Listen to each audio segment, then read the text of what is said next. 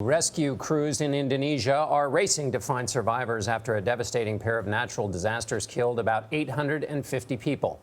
A powerful 7.5 magnitude earthquake struck the island of Sulawesi Friday. It triggered a tsunami that devastated coastal communities. Hundreds of people are hurt or missing, including many who are believed to be buried in mud in Palu.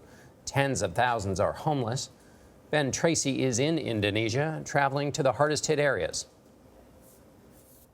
Good morning. The death toll here is still expected to climb, and that's because it has been extremely difficult for rescuers to get into some of these areas that were hardest hit and where they fear many people have died.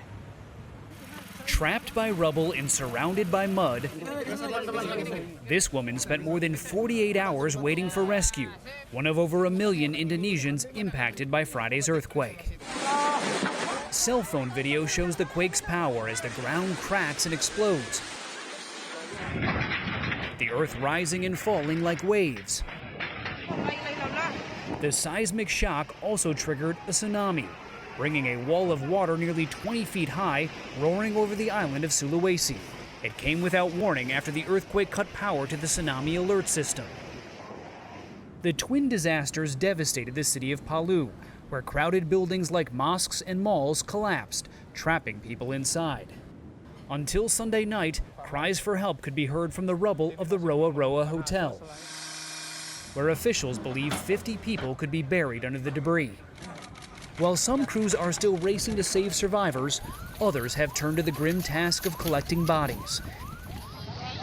The disaster has left nearly 50,000 Indonesians homeless and in care of the military.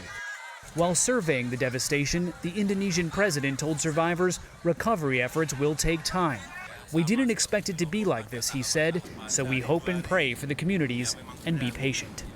A lack of heavy machinery in these coastal areas is slowing efforts to remove rubble and potentially save lives. Meanwhile, 1,200 prisoners have escaped from 3 different prisons that were rocked by this earthquake. Authorities are so focused on the search and rescue operation, they don't have time to try to track them down. For CBS This Morning, Tracy, Makassar, Indonesia.